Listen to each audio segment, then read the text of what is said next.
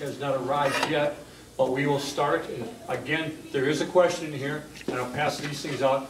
The empty ones, I'll collect them later.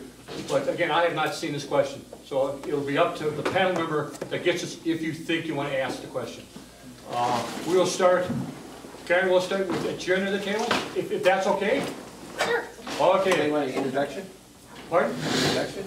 Yeah, you get a minute to introduce yourself, please. Would this be too low by 10 seconds? Oh, my name is Barry Keller. I've been a resident of Las Vegas for 11 years.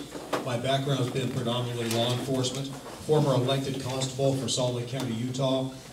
Went from working for the county to federal law enforcement with the Federal Bureau of Prisons. My military tenure is 6 years active duty Army and 22 years reserve time. I'm currently flotilla commander for the Coast Guard Auxiliary here in Las Vegas, also a scouting commissioner. Okay, Karen, you're first up. Hi, thank you so much for joining us today. I'd like to know if you could explain to us what you think the position.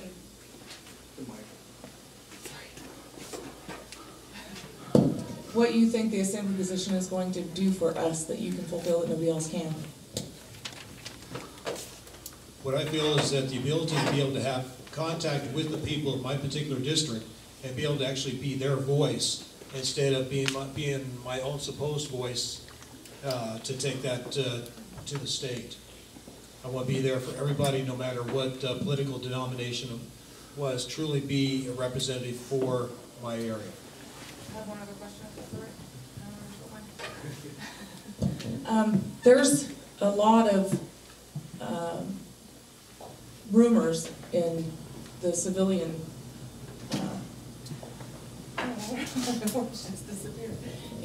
in the general population about a lot of corruption in politics, especially in Carson City. How do you think you'll be able to stand up against the peers, if you were elected, your peers, who might pressure you to pass laws or vote for things that wouldn't be in our best interest?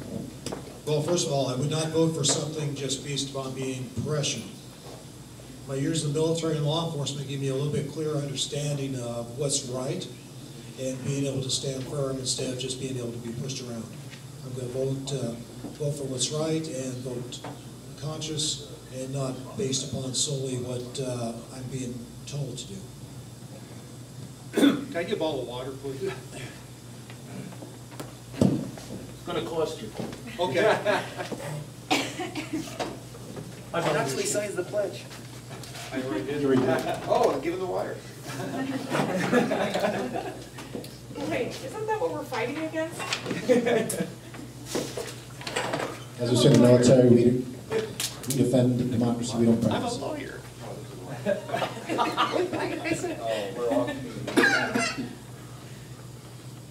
I want to thank you for signing the pledge, by the way, to start with.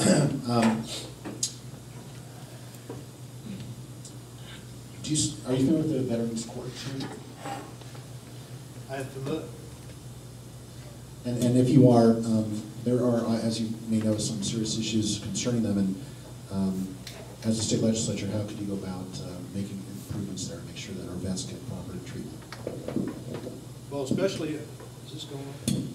Especially with the advent of the new VA hospitals and such, it's more and more important to be able to have better representation. I'd say being able to, if at all possible, being able to open up the board members to actual members of the veteran community, not just lawmakers or appointees, but people that have actually had boots on the ground, so to speak, who have actually served in uniform, that have a better and clearer definition of what it's like to be able to serve. Mr. Keller, do you know roughly what the veterans population here is in the state of Nevada? It's ballpark. Ballpark area in southern Nevada, I'd say it's well excess of over 60,000 people.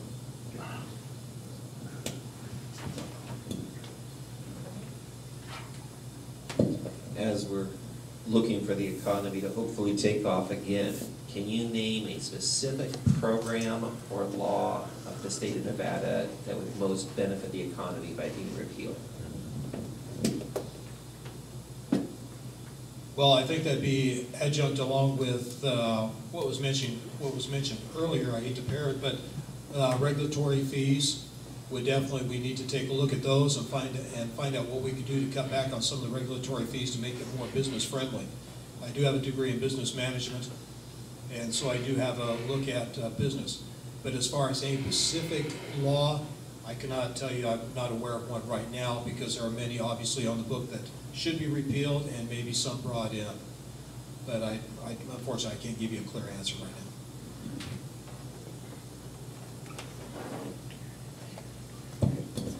now. Kind of to dovetail off of Richard's question there, what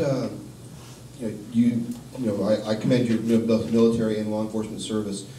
Beyond that, and your business degree, beyond that, do you have any specific understanding of what we need to do here in Nevada in order to create jobs? Because that benefits both the veteran community as well as the community at large. So what would you do, or what experience do you have that'll help you with that? Well, my experience has been actually being able to work directly with the community and being able to cultivate the community resources. Although my time and tenure in politics here in Nevada is quite limited to next to none, my sense of community has been exceptional. I was awarded a Presidential Service Award for volunteer service.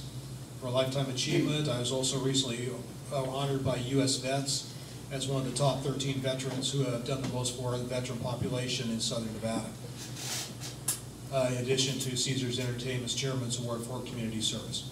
So to be able to try to bring more employment in, we said we look at regulatory fees, but also worker development for the people that are chronically unemployed. Try to give them incentive to be able to go back to work instead of continuing to work on that, instead of continuing to collect the $10 an hour. I think that would take things a long ways as far as being able to get those positions filled.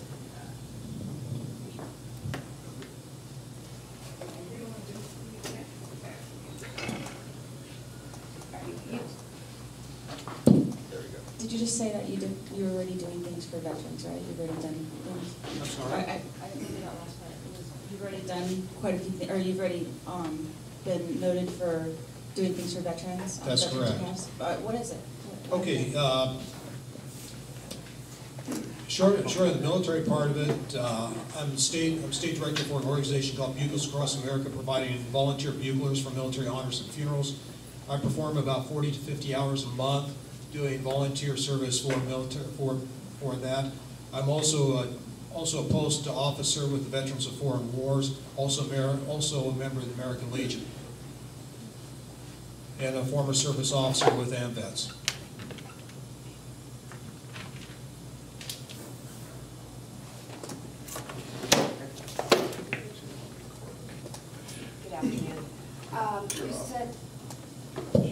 Good afternoon. You stated that you were honored by U.S. Vets here in Nevada.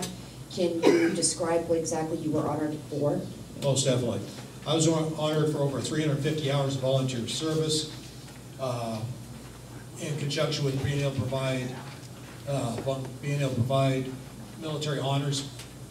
Some may think, well, you're playing a bugle and you're doing this as a volunteer, that's nice, but what's the significance of that? The significance is quite important. In this day and age, the military has a severe shortage of actual live buglers. So right now, there are many, many veterans that are being laid to rest with nothing more than a recording of taps. For those of us that have served, know it's all too important to be able to actually have a live bugler to be able to do that. I stepped up, I saw the need, and I fulfilled that.